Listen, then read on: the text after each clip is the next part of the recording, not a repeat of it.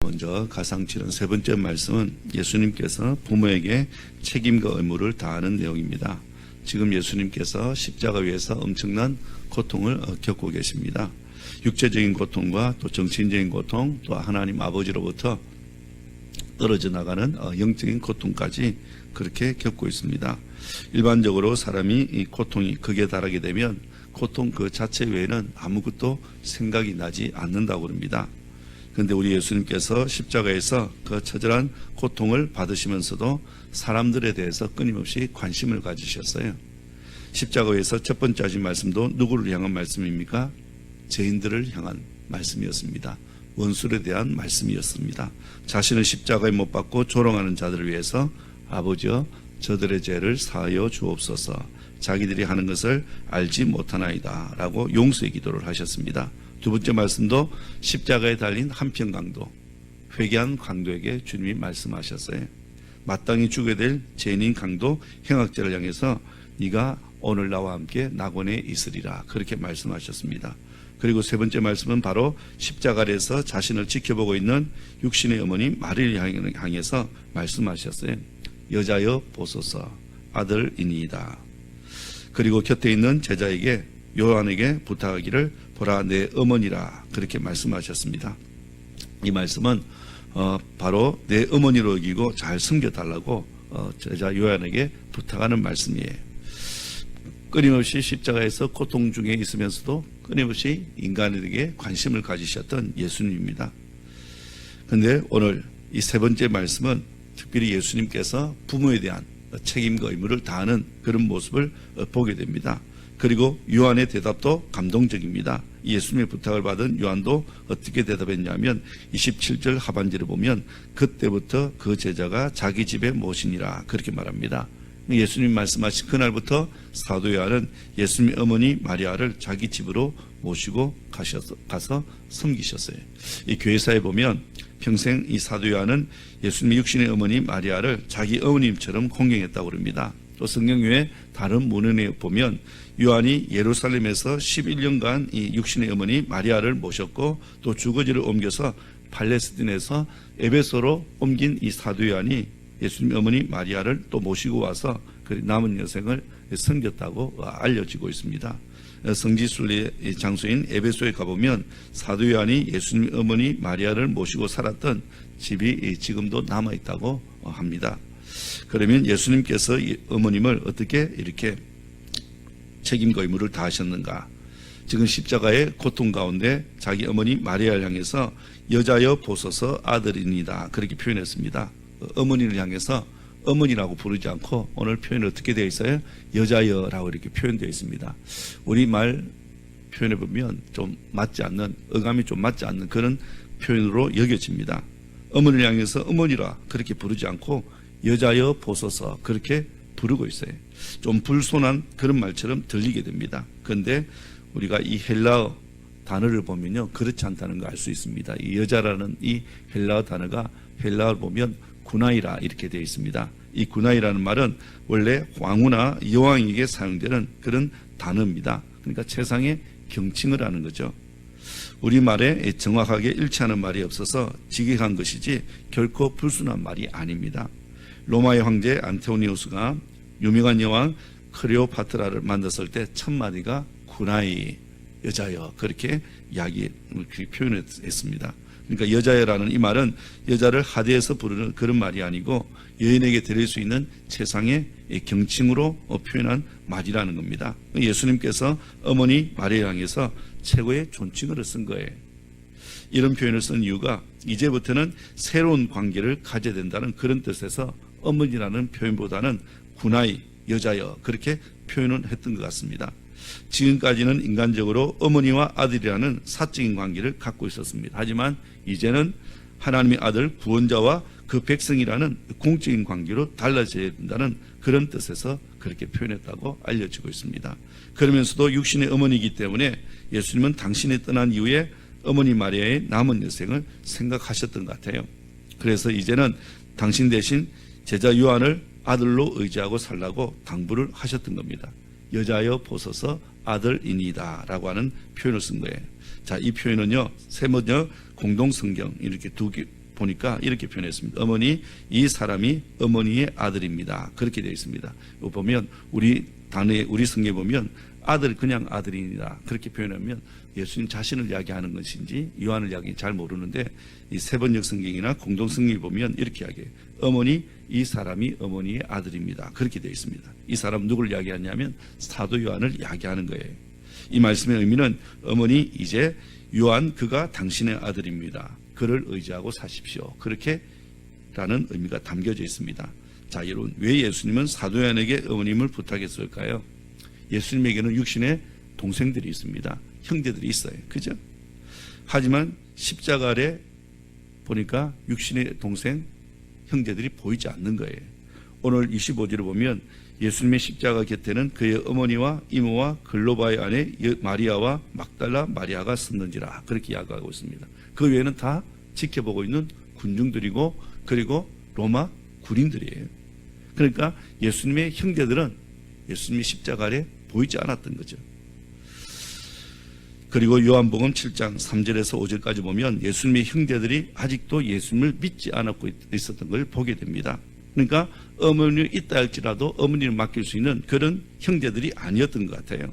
십자가 아래 보니까 누가 보였냐면 예수님의 사랑을 많이 받았던 사도 요한이 눈에 들어왔습니다. 사도 요한이라면 육신의 어머니 마리아 여생을 맡길 수 있었던 것 같았어요. 그래서 어머니, 이제는 그가 당신의 아들입니다. 그를 의지하고 사십시오. 그렇게 어머니에게 말씀하셨던 겁니다. 사실 여러분, 예수님을 생각해 보면 십자가 위에서 극심한 고통 가운데 있습니다. 다른 사람을 돌아볼 여유가 없습니다. 그럼에도 불구하고 사랑하는 어머님을 챙기셨다는 걸 우리가 기억해야 됩니다. 어떻게 챙기셨어요? 예수님은 제자인 사도 요한에게 어머님의 필요를 공급하도록 하셨던 거예요. 그러니까 예수님께서 십자가에 돌아가시면서도 육신의 어머니가 걱정이 되고 염려가 되었던 거예요. 그래서 가장 신뢰하는 그런 제자 요한에게 어머님을 부탁했습니다.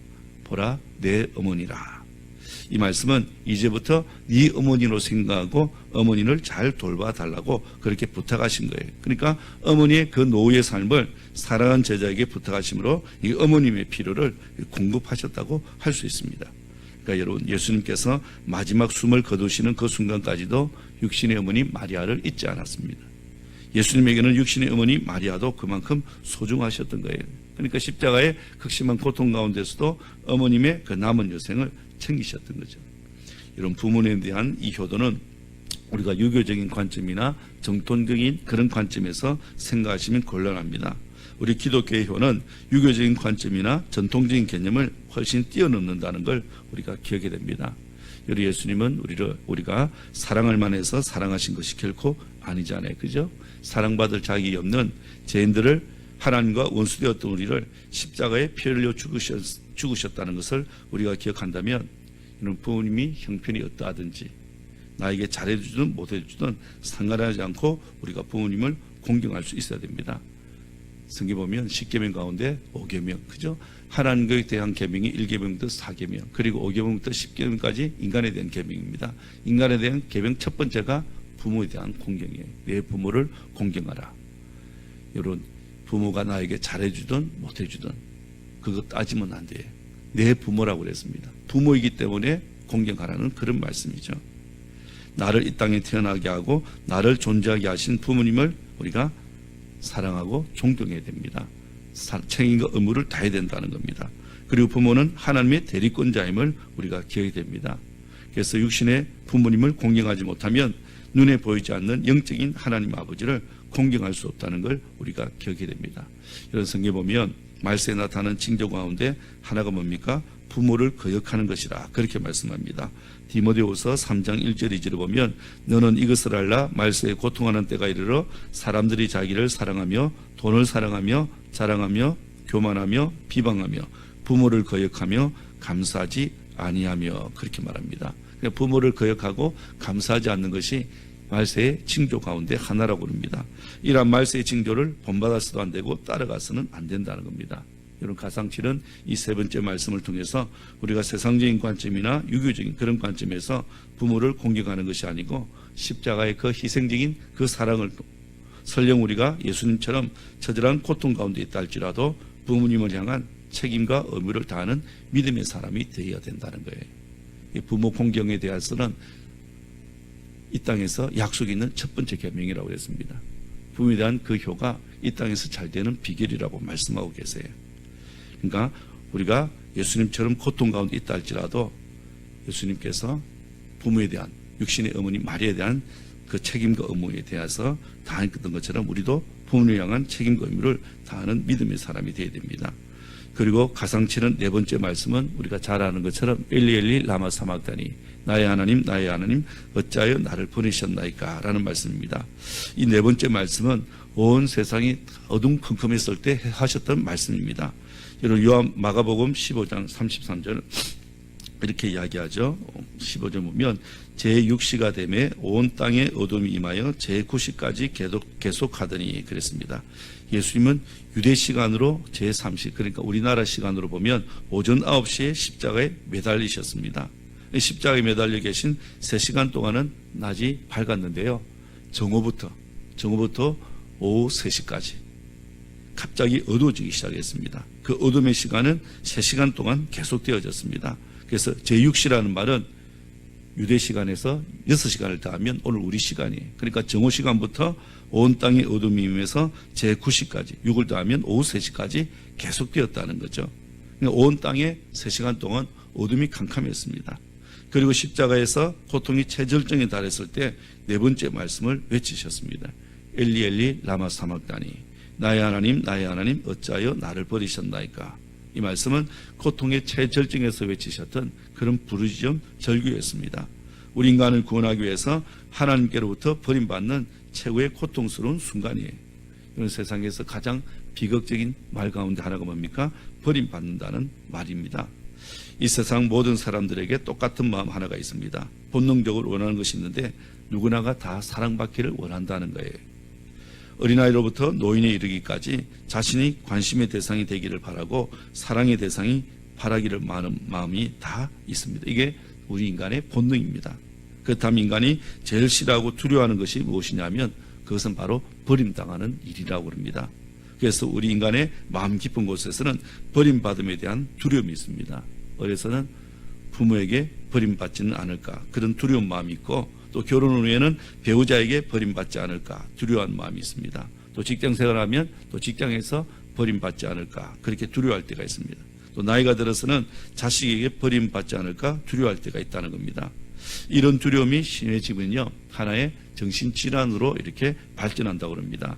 이것을 소위 경계선상의 성격장애라고 말을 합니다. 이 질환은 버림받음을 상상하고요. 그리고 버림받지 않기 위해서 과도한 반응을 보이는 성격장애를 야기하고 있습니다. 예를 들면 남편이 늦게 들어오거나 출장 가서 연락이 없을 때 나를 버린 것으로 그렇게 해석한다는 거죠. 그래서 불안해하고 깊은 우울증에 빠지기도 합니다. 그러다가 더 심해지면 충동적이고 파괴적인 행동을 하기도 하고 알코올 중독이나 또 자살 중독에 빠지기도 한다는 거예요. 이렇게 누군가에게 버림받는다는 이 감정은 우리를 두렵게 만듭니다. 더군다나 내가 사랑했던 사람으로부터 버림받는다는 것은 더욱더 우리를 두렵게 만든다는 거예요. 그런데 우리 성도들에게는 세상 사람들이 느끼지 못하는 버림받음에 대한 또 하나의 두려움이 있습니다. 그게 뭐냐면 하나님께 버림받는다는 두려움이에요. 내가 지은 죄 때문에 하나님께서 나를 버리시면 어떻게 하나 그렇게 두려워할 때가 있다는 겁니다. 그렇게 간절히 기도해도 하나님께서 응답하지 않을 때 혹시 하나님이 나를 버리신 것은 아닌가 그런 생각을 가질 때가 있다는 겁니다. 이런 성경에 보시면 다윗도 이런 두려움에 빠진 적이 있습니다. 시편 22편 1절 2절을 보면 하나님께 이런 기도를 합니다. 나의 하나님 어찌하여 나를 버리셨나이까. 어찌 나를 멀리하여 돕지 아니하시오며 내 신음소리를 듣지 아니하시나이까. 내 하나님이여 내가 낮에도 부르짖고 밤에도 잠잠하지 아니하오나 응답하지 아니하시나이다. 다윗도 하나님께 버림받지 않을까 그런 두려움을 가진 거죠. 버림받았다는 그 자체가 얼마나 괴롭고 고통스러운 것인지 모릅니다. 그런데 오늘 가상칠은 네 번째 말씀 하나님 아들 예수님이 하나님 아버지께 버림을 받았다고 고백하고 있어요. 사실 예수님은 제자들로부터도 버림받았습니다. 동네 사람들에게도 버림받았고요. 그리고 자신이 구원하기 위한 백성들에게도 심지어 가족들에게도 버림받았습니다. 하지만 하나님 아버지만큼은 결코 예수님을 버린 적이 없어요. 여러분 새벽마다 습관을 쫓아서 기도하실 때도 늘 하나님 아버지와 교제를 나누셨습니다. 항상 하나님께서 함께 하셨어요. 하지만 십자가 위에서 고통의 최절정에 달하는 그 순간에 어쩌면 하나님 아버지의 위로가 가장 필요한 그 순간에 하나님 아버지로부터 버림받으셨어요. 왜 아들 예수님이 하나님 아버지께 버림받아야 합니까? 그것은 바로 우리의 죄 때문, 우리의 허물 때문이라는 겁니다. 저와 여러분을 구원하기 위해서라는 거죠. 그러기에 여러분, 구원받은 우리 성도들이 우리에게 주어진 구원을 너무 쉽게 생각해서는 안 됩니다. 값싼 복음으로 그렇게 취급해서는 안 된다는 겁니다. 우리가 받은 구원은요, 하나밖에 없는 아들, 희생하는 값비싼 대가를 지불하고서 얻어진 구원이라는 것을 우리가 기억해야 됩니다. 그죠? 그렇다면 우리가 함부로 아무렇게나 살 수 없다는 거예요. 진실한 성도로 살아야 되고 구원받은 하나님의 자녀답게 살아야 됩니다. 그리고 또 하나 생각해 볼 것은 예수님이 극심한 고통 가운데 부르짖었던 이 엘리 라마 사막다니는 결코 원망이나 불평의 부르짖음이 아니었습니다. 여러분 극심한 그 고통 가운데도 예수님은 하나님을 향해서 나의 하나님 나의 하나님 그렇게 부르고 있습니다. 그죠? 하나님께 버림받는 그 처절한 고통 가운데 인류를 구원하기 위해서, 그죠? 인류를 죄에서 구원하기 위해서 아들을 버리셨다는 그 마음을 알고 있기 때문에 여전히 하나님을 향해서 나의 하나님 나의 하나님으로 예수님께서 부르짖고 있는 거예요. 그죠? 이 인류의 모든 죄값을, 저와 여러분의 죄값을 아들이신 자신에게 쏟아붓는 것임을 예수님이 알고 있기 때문에 이 엘리 라마 사막다니는 결코 원망이나 불평의 부르짖음은 아니었던 거예요. 그래서 여러분, 우리가 극심한 고통의 절정 가운데 하나님 아버지를 향한 그 이 부르짖음, 이 부르짖음을 통해서 우리가 기도가 배워야 될 것이 있습니다. 여러분, 기도는요 평소에도 사실은 힘들지만 고통 중에 있을 때는 더욱더 어렵다는 거예요. 이상하게도 기도가 가장 절실하게 필요할 때 기도하기가 사실은 가장 힘듭니다. 그 이유가 어디 있냐면, 이상하게 기도가 하나님께 대한 원망이 생기거나 또 절망의 그런 상황에서는 기도하기를 포기하기가 너무 쉽기 때문에 그렇다는 거예요. 근데 여러분, 그럼에도 불구하고 바로 그럴 때 기도하는 것이 진짜 신앙인의 모습이고 믿음의 사람의 모습이라는 걸 기억해야 됩니다. 여러분, 다니엘 보세요. 자기를 모함하는 사람들 가득했습니다. 우상을 숭배하지 않으면 사자굴에 집어넣는다고 그랬어요. 그런 가운데도 하루에 3번씩 변함없는 모습으로 기도한다는 이 자체가요 얼마나 어려운 일인지 모릅니다. 왜냐하면 누군가를 향해서 기도할 때 고발을 당해서 사자 밥이 될 수 있기 때문에. 보세요. 우리가 이런 가운데도 신앙을 우리가 가지는 게 참 쉽지는 않습니다. 그죠? 코로나19에서 정부를 계속해서 사회적인 거리두기 있고 방송에서 계속해서 공적인 예배를 좀 자제해달라고 이야기합니다. 그런 가운데서도 나와서 예배 드리는 거 사실 쉽지 않아요. 그죠? 기도 생활 꾸준히 하는 거 쉽지 않습니다. 하지만 그런 가운데서도 정말 기도하는 모습을 가지는 것이, 예배자의 모습을 가지는 것이 진짜 신앙의 모습이고, 그리고 믿음의 사람의 모습입니다. 페이스북에 그런 고백을 했어요. 예배는 장소가 중요한 것 아니지만 집에서 드려보니까 교회에서 드린 것만큼 되지 않는다는 건 솔직하게 고백하더라고요.